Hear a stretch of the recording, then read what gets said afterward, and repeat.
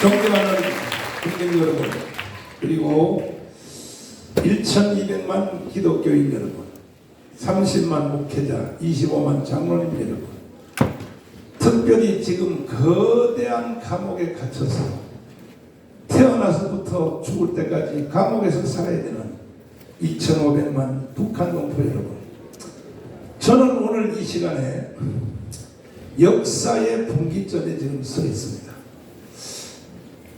45년 8월 6일 날 히로시마에 원자탄이 터졌습니다. 그때 한반도는 두 가지 선택을 강요받았습니다. 이승만과 살 것인가, 김일성과 살 것인가, 한번 선택해봅니다. 또 하나는 자유민주주의, 자유시장경제, 한미동맹, 기독교 입국론에서 살 것인가, 아니면 공산주의, 사회통제경제, 중국을 친구로 하는 조중동맹, 그리고 주사파 종교에서 살 것인가, 한번 선택해보라. 그때 우리나라는 5,000년의 역사 가운데 가장 현명한 선택을 했습니다. 남한은 대한민국을 선택했습니다. 안타깝게도 북한은 공산주의를 선택했습니다. 70년 동안 살아봤더니 모든 것은 끝난 것입니다. 우리는 세계 자랑스러운 10위권의 대한민국이 되었습니다. 북한은 같은 민족이고 나라지만 미안하지만 거지 나라가 됐습니다. 불량 국가가 됐습니다. 이와 같은 것이 역사적으로 분명히 나타났음에도 불구하고 이 대한민국의 주사파 세력과 아직까지도 남아있는 남노당의 찌꺼기들이 연합하여 문재인 대통령은 제주도의 4.3 사건에 가서 이렇게 선전포고를 한 것입니다. 자, 한번 들어봐 주시기 바랍니다. 문재인 대통령이 제주도에 가서 무슨 말을 했는가? 이것은 대한민국에 5,300만을 놓고 북한에 2,500만을 놓고 선전포고를 한 선전포고의 문장입니다. 문재인 씨는 이렇게 내질렀습니다. 한번 들어봐 주시죠. 그러나 누구보다 먼저 꿈을 꾸었다는 이유로 제주는 처참한 죽음과 마주했고, 지난날 제주가 꾸었던 꿈이 지금 우리의 꿈입니다. 자, 특별히 이 자리에 오신 언론인 여러분, 이 말을 잘 해독하셔야 됩니다. 제주 4.3 사건, 남노당들이 꿈을 꿨던 꿈이 우리의 꿈이다. 맞습니까? 맞습니까?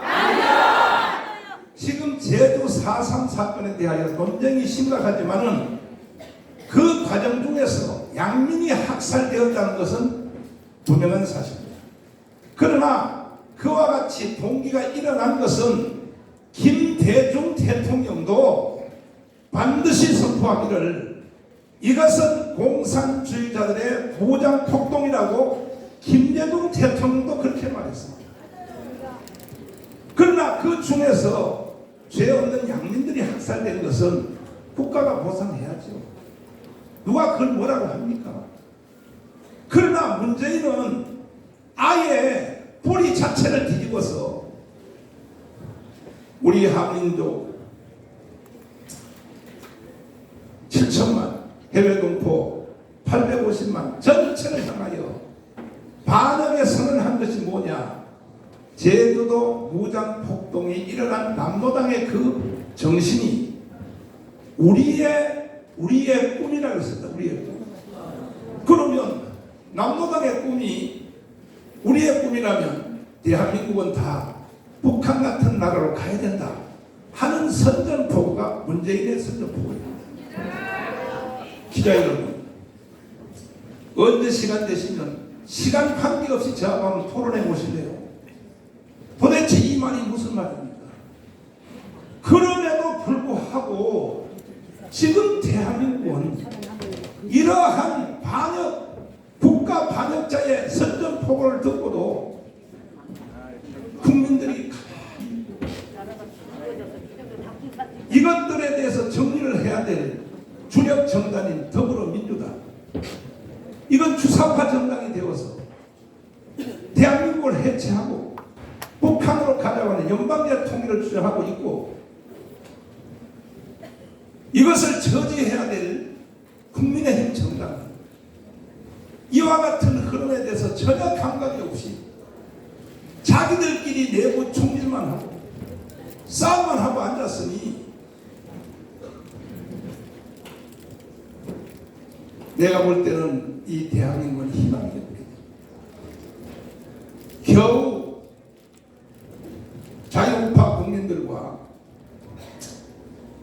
우리 강화문 애국운동자들이 일어나서 윤석열 대통령을 당선시키고 정권 교체를 했지만, 이것이 완전히 이긴 것이 아니고 겨우 대한민국이 망하는 것이 5년 연기되었을 뿐입니다.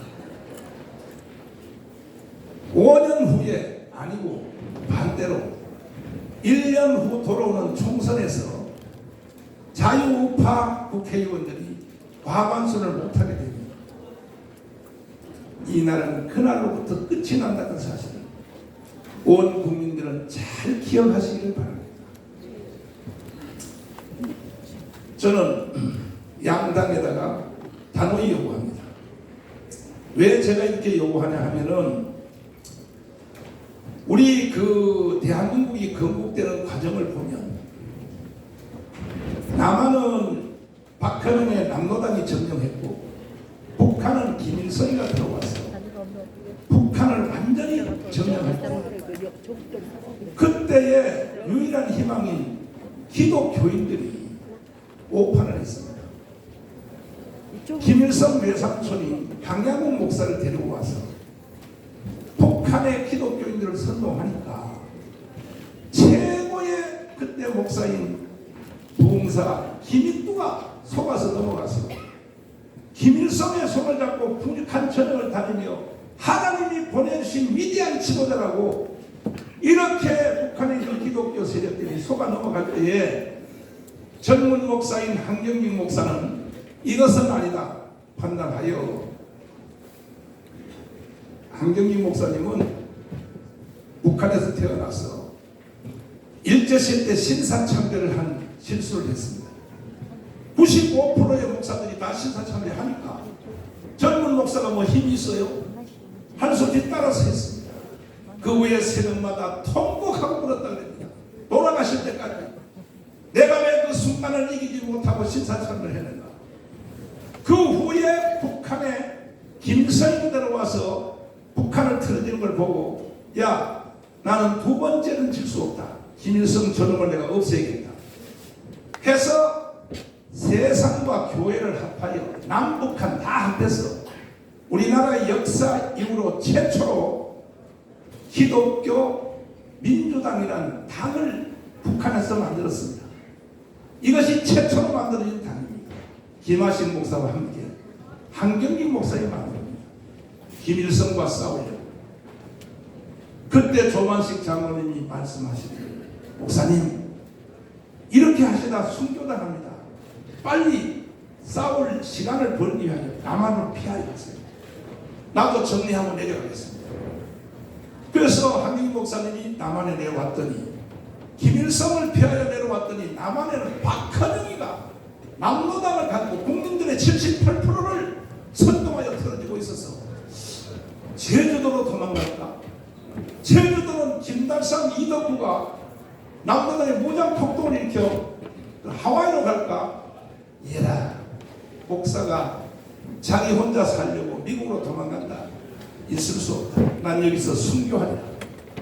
그리하여 두 번째 정당을 만들었습니다. 한경직 목사가 만든 겁니다. 기독교 사회당을 만들었습니다. 만들어서 매주일마다 오제도 특별검사, 영락교회 장로님을 주일마다 가르치고 박헌영 저놈을 잡아라.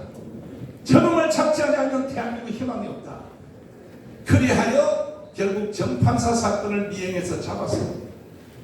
이 박헌영을 북한으로 추방한 것이 대한민국이 살게 된 동기가 된 것입니다. 그럼 왜 동양의 성자라고 하는 이 한경기가 어찌하여 정치의 일선에 나와서 북한에서는 기독교 민주당, 남한에서는 기독교 사회당, 기사당 왜 만들었을까요? 이분은 브리스턴에서 박사학위를 받은 사람입니다. 세계 역사를 잘 아는 사람입니다. 그래서 나라가 위험할 때는 종교인들이 일어나서, 특별히 기독교가 일어나서 이 운동을 하지 아니하면 국가가 바로 살 수 없다는 것을 한경직은 잘 알고 있었기 때문에 기독교 민주당, 기독교 사회당을 만들어서 운동을 하다가 이승만 대통령이 귀국하여 정치하는 걸 보니까 이건 당만 자유당이지 속성은 기독당하고 같은 거예요. 그래서 해체하고 이승만의 자유당에다가 갖다 바쳐서 기독당이 없어진 것입니다. 그 후에 조영민 목사님과 김준모 목사님이 저와 장경동 목사를 불러서 반드시 대한민국 없어진다. 20년 전입니다. 반드시 한국교회 없습니다. 두 젊은 목사가 빨리 기독당을 만들어 여의도에 국회의원 2명이라도 집어넣어야 된다. 이래야 국가가 살 수 있다. 하여 저희들은 원로들의 뜻을 받들어 행동팀을 25년 동안 정말로 고생 많이 했습니다. 해보니까 안 되더라고요. 첫 번째 선거했더니 26만 표, 두 번째 했더니 32만 표, 세 번째 선거했더니 44만 표, 1,200만 기독교인이 있는데도 불구하고 이해를 못하는 거예요. 그 전에 이제 4.15 총선 바로 전 선거에서 드디어 분기점이 넘었습니다. 77만을 깨졌습니다. 그리하여 최소한 이제 당원이 100만 명 가까이가 확보된 것이 현실입니다. 한번 선관위 가서 조사해 보세요. 기자 여러분. 우리는 정치를 목적으로 하는 정당이 아닌 것입니다. 대한민국을 지키고 한국교회를 지키기 위하여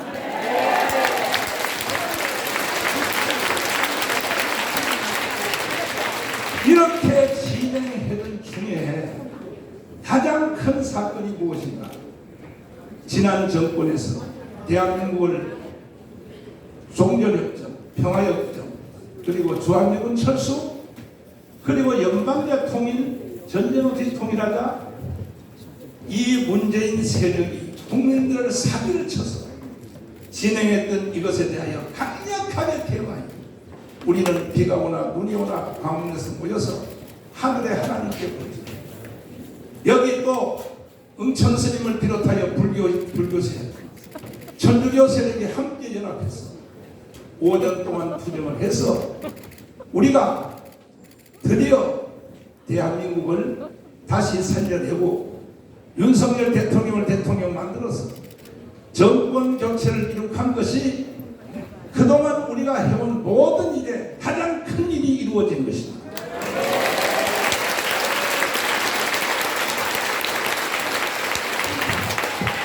이런 깊은 내용까지 말씀을 드려야 되나 하는 생각이 있지만 저는 몇십 년 동안 이 대한민국 지키기 그리고 종북 주사파 이들과 싸우기 위해서 할 수 없이 전략상 저들도 그렇게 합니까? 나도 민노총에다 간첩을 3명 심었어요. 정교도에다 3명 심었어요. 10년 전에 심었어요. 그리고 또 이 더불어민주당 보좌관들 중에 2명을 우리가 간첩을 심어놨어요. 왜? 저들이 대한민국을 해체하고 북한을 넘기려고 하셨습니다. 작년 9월 달에 저한테 보고서가 왔는데 잘 기억해 보십시오. 특별히 언론인 여러분 기억해 보십시오. 뭐라고 왔느냐? 저쪽은요 주일학교 애들부터 정치인까지 전체가 한 몸으로 되어 있습니다. 자유우파는요 각자가 다 갖춰져 있습니다. 그래서 그때 보고서 오기를 자 돌아오는 대선에서 이재명이가 대통령이 당선되면 6개월 안에 연방제로 간다. 이걸 결의한 것입니다. 한번 언론 여러분 취재 한번 해보십시오. 만약에 윤석열이가 대통령이 되면 박근혜처럼 다시 탄핵시킨다. 1년 안에. 이 전략이 9월 달에 완성됩니다. 그리고 예행연습에 들어갔습니다. 그 표가 뭐냐? 체제 대전환입니다. 들어보셨죠? 노동단체가 노동의 임금, 노동시간, 복지시설 그걸 가지고 촛불 시위를 하든지 강원에 와서 난동을 부르든지 누가 뭐라고 하겠습니까? 그러나 노동단체, 정교조, 또 좌파 시민단체 이들의 세력이 체제를 대전환하겠다. 더불어민주당 국회의원들이요. 체제를 대전환하겠다. 이걸 공개 선언하고 예행연습에 들어갔습니다. 작년 9월달부터. 그럼 체제를 어떻게 전환하겠다는 것이냐? 무슨 체제에서 무슨 체제로 바꾸자는 얘기냐? 이건 해석할 필요가 없죠. 자유민주 체제를 해체하고 북한 체제로 가자고 하는 선언인 것입니다. 토요일마다 오늘까지 계속하여 그 집회를 계속하고 있습니다. 체제 대전환. 이런 것을 문재인은 저쪽의 세부의 두려움으로서 남노당의 꿈이 우리의 꿈이다 이렇게 선전포고를 하고 민노총은 체제 대전환이라고 하는 이러한 선전포고를 함에도 불구하고 국민들의 절반이 속아서 도대체가 무슨 일이라는지 모르고 있다면 이 대한민국은 절대로 올라가지 못하고 길어봤자 5년 아니면 1년 후에 총선에서 져버리면 대한민국은 지구촌 역사에서 사라질 것이라고 판단하는 것이 저의 생각입니다.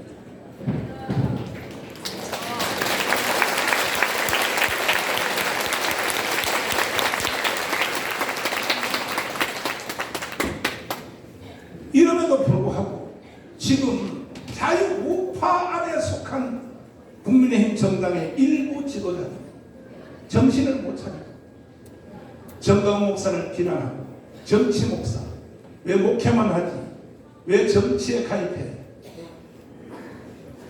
이게요 도대체가 이 국민들이 너무 공부를 안 하고 국민들이 공부를 안 한다는 것은 기자님들이 공부를 안 하기 때문에 국민들에게 거짓말을 계속 기자님들이 전달하니까